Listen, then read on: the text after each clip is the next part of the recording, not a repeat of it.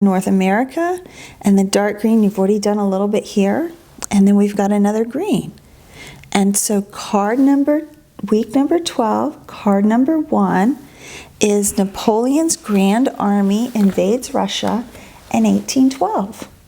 Napoleon became the dictator or the emperor of France after, remember who? These would be good links.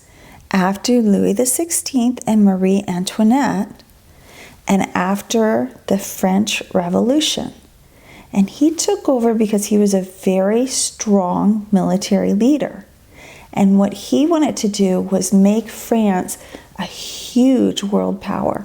And so either by warfare or negotiations, he took over a lot of Europe. But he really wanted to take over England. And he just couldn't manage it. And so what he said was no one else was allowed to trade with England. And so first, most countries went ahead with that. But after a while, Russia, and Russia's in Asia, but it's in way Western Asia, so it's very close to Europe. Russia, Tsar Nicholas said, this is actually really hurting my people not to trade with England. And so he went ahead and started trading with England.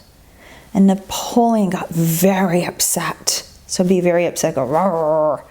Napoleon got very upset and he went, And so he decided to invade Russia. And so he thought it would be really easy because he had so many troops.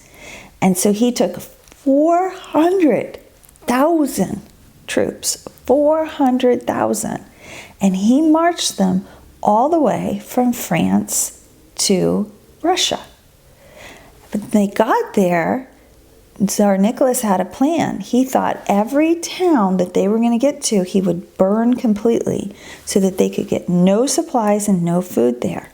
And so he did that, and Napoleon's men first ran into a huge drought, and many of them were so thirsty, and it was really hard for them to work because they were so thirsty and so hot.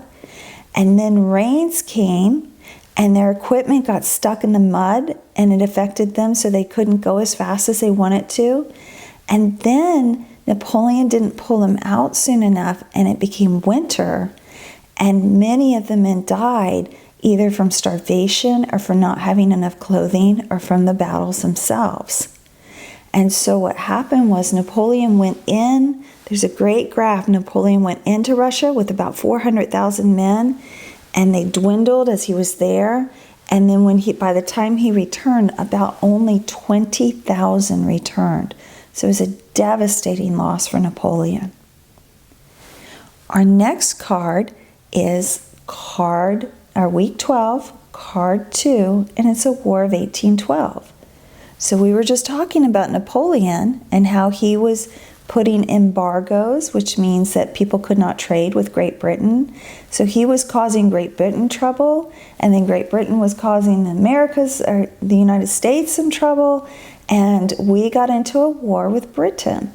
And it was also, the War of 1812 also had the Canadians and the people of the United States fighting, and also several Indian tribes. So you should look those up and see how the different parties played.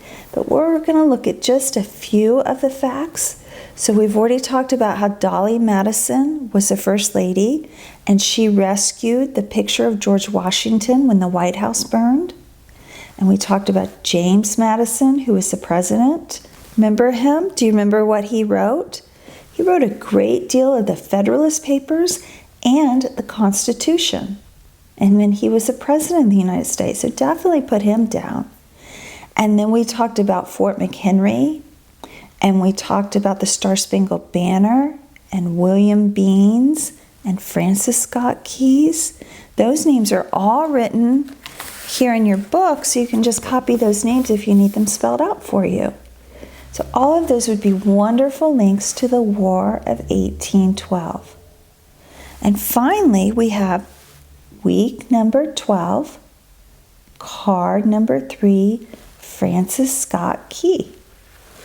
And I get to pass over Key Bridge all the time since I live so close to DC, and it's a bridge that's named after him. And some of the items that I would put for links, I would definitely draw a picture of that flag waving. Maybe just a flag on the front cover or in the front of your timeline card. And then on the back, maybe you could put something down like Francis Scott Key was trying to help release his friend, and they watch the British bomb this fort all night long. I think it's important at this point that we remember that the British were not being overly mean to their hostages. I think it's important to remember that even though we were at war, the British and the Americans generally treated each other fairly well, even in the middle of a war. And so maybe you could say something about that, how even in the middle of a war, they were fairly good to the people that they had captive. And so I would definitely mention Fort McHenry and Maryland, and I would definitely mention that the flag survived the night, and that there were real heroes that kept that flag up. So that's your 3 timeline cards for today. I'm so glad you're part of Eden Hope Academy, and I look forward to seeing you soon. I'll see you later. Bye-bye.